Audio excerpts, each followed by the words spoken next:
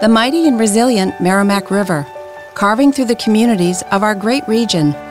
My name is Linda Lorden, proud president of Merrimack County Savings Bank, and like the river that serves as our namesake, we're a constant yet ever-changing presence.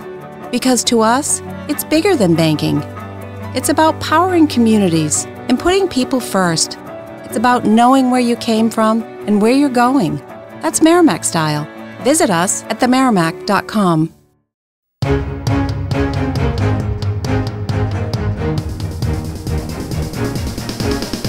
It's Independence Day, Thursday, July 4th, 2024, and this is the Washington Times front page. Thanks for joining us. I'm George Gerbo. The White House is laboring to tell Americans that President Biden is staying in the 2024 race, even as multiple reports claim he's privately considering ending his re-election run. Jeff Murdoch reports the president's decision hinges, according to multiple reports, on whether he can reassure voters over the next couple of days that at age 81, he's capable of serving another term. Over the Independence Day holiday weekend, the president has scheduled a blitz of media appearances aimed at rehabbing his image. First Lady Jill Biden has stepped more into the limelight and at the same time appears more as a caretaker for her husband, leading him around to his public appearances and cheering him on at campaign events and closed-door dinners with donors. Susan Ferricchio reports her actions have invited comparisons to former First Lady Edith Wilson, who took the reins at the White House a century ago when then-President Woodrow Wilson was incapacitated by a stroke halfway through his second term. The dynamic has raised questions about how significant a role Biden is playing in helping the president govern. Iowa Senator Chuck Grassley has opened an investigation into the hack of America's top domestic cyberagency.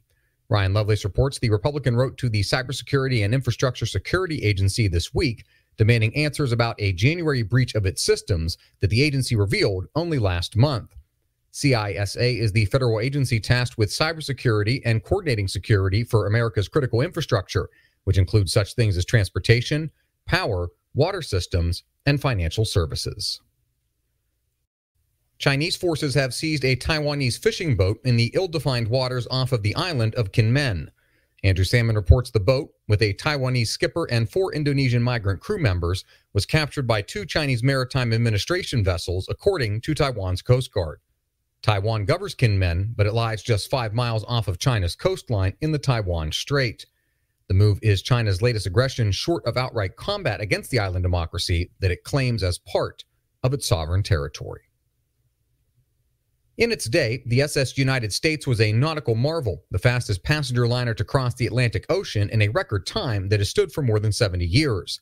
But Mike Glenn reports the vessel known as America's flagship is now in a race against time to avoid the scrapyard. After a judge last month ordered the ship to leave its berth at Pier 82 in Philadelphia, the SS United States Conservancy, the ship's current owner, is scrambling to raise $500,000 to help cover the cost of a potential relocation. The ruling was the result of a lengthy rent dispute between the Conservancy and the ship's current landlord, which sought to double the vessel's daily dockage fee. It's been docked in Philadelphia since 1996. And finally, congressional reporter Lindsay McPherson interviewed nearly a dozen retiring members of Congress who are mostly happy to be able to spend their July 4th with family and friends instead of campaigning. A few of them, however, had mixed feelings about missing out on the annual tradition of riding in parades in their districts.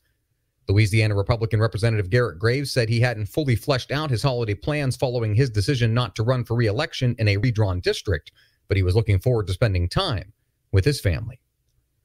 Find all of today's front page stories at WashingtonTimes.com/front page or on the Washington Times app, and find us wherever you get your podcasts.